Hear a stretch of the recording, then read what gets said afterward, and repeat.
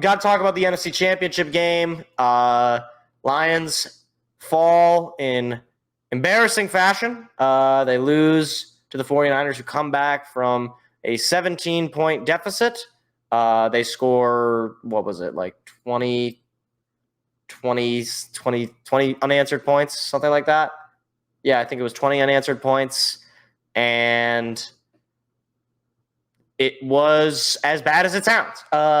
Now, what I will say is this game came down to the Lions making 3 very unfortunate mistakes / unlucky things all in a row, essentially. Actually, you could even go 4.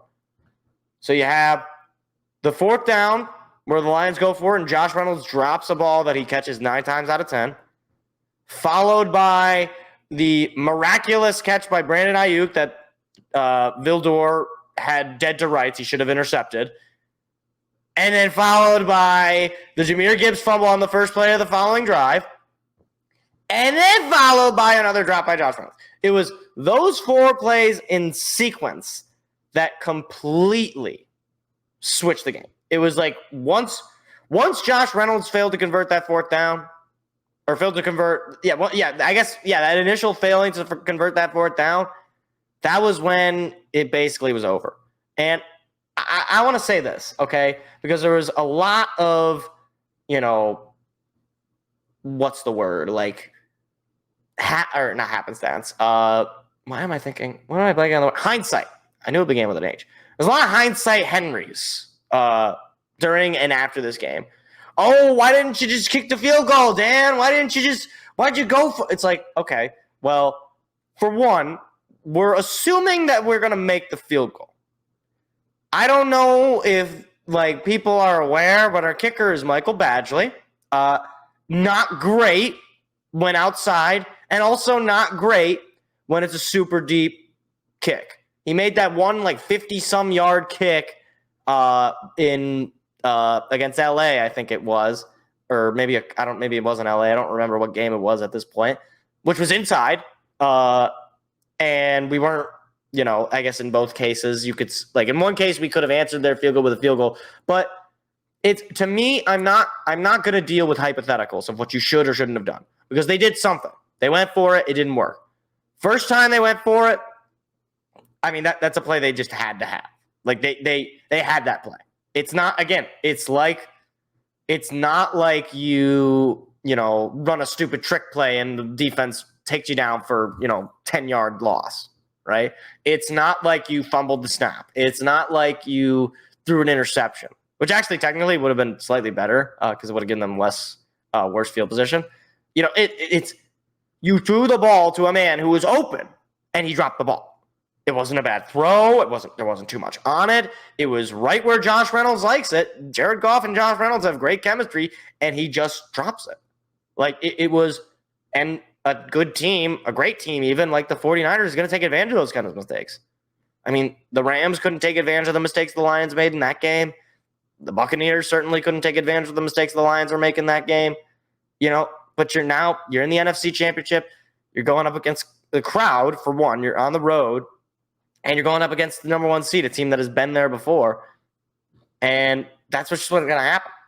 On the other side of it, to try to make some sort of silver lining of it all, it's a team with heart and drive. I mean, there was never a point where the team flat out gave up. And I know that's a low bar to reach, given, you're in the NFC Championship game. I'd hope you're not just giving up. But they had a lot of things not go their way, and it was their own fault. It wasn't there was really no ref involvement in this game. There was a few penalties, but nothing. They kept the flags in their pocket. I was pretty surprised by that. And I appreciate that, because it means I don't have to talk about stupid officiating calls or argue with people about, the ref should have called this, should have called that, whatever. But this is a team that had a lot of drive. I mean, to go for the touchdown in that final drive there, and you get it. Jameson Williams made a fantastic catch, and it came down to the wire. I will say, so that final drive where they ran the ball with Montgomery and he got stuffed and they had to use their first timeout, I was I might be wrong on this. I figured they were going to onside kick it anyway. And maybe I was technically wrong on that. I think the broadcast and a few other people were saying, well, technically, because they had all 3 timeouts, they could have done a regular kickoff and then just hope their defense made the stops. But, you had to use your timeout, which meant, now they're in a different situation. You run, the clock is much lower now because you just ran that play, and it wasn't great. I understood why they did it, because it's one of those things where it's like, is anybody really expecting you to run it? And David Montgomery is pretty much money at the goal line.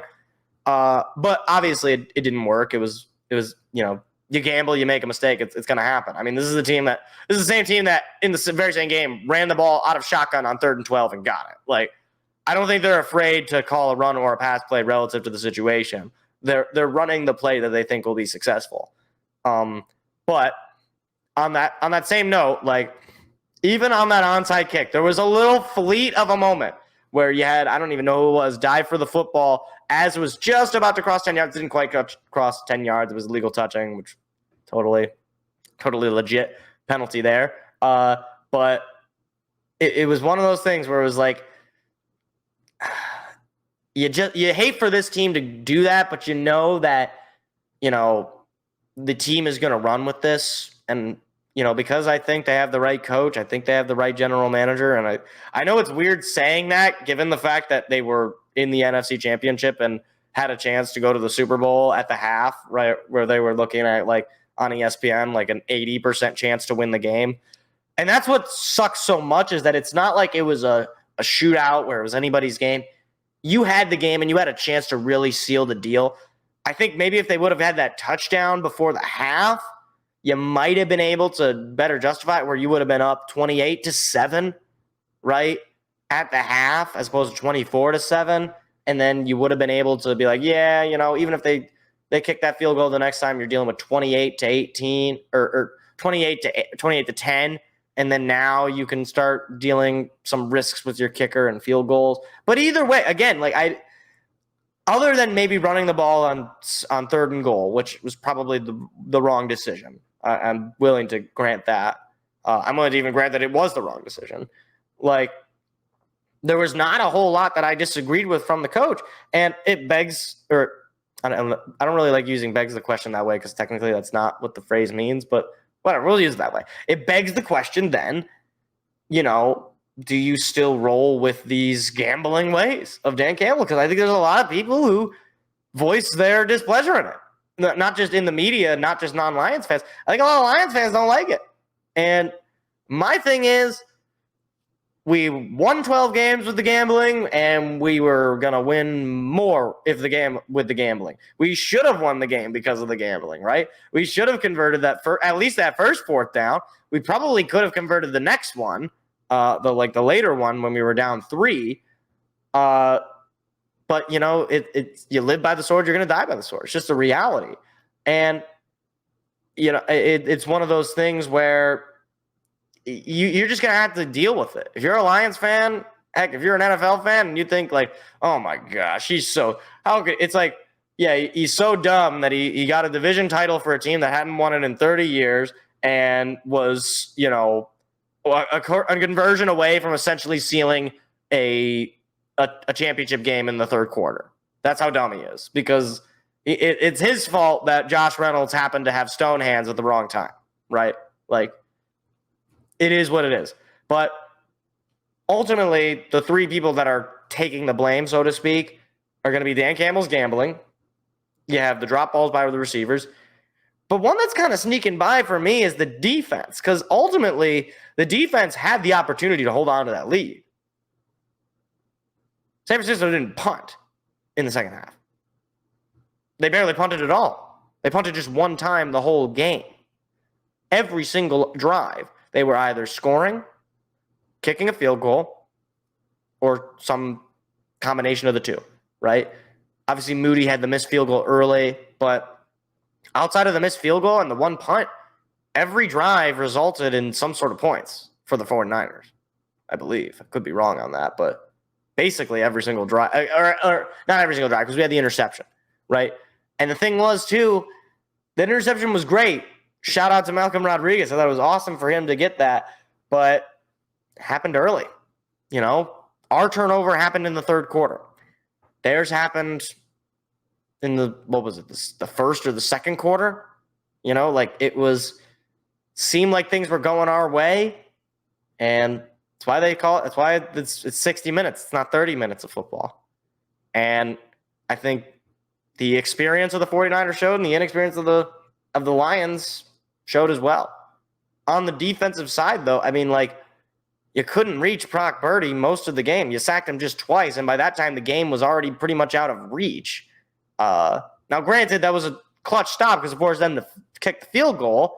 But at that point, then you're playing from behind. You're getting desperate. That's where the fourth down, into 49er territory came. And man, there's a lot of different people to blame. But I think the thing that I like about the loss, and not that I like the loss, is that I can identify the reasons that we lost the game. I can identify the sequences. I can identify the mistakes that were made that led to the loss. I don't have to worry about, can Jared Goff perform in the big moments? Clearly he can. He had a great game. Can Dan Campbell make the right decision in the big moment? I think he did make the right decision in the big moments.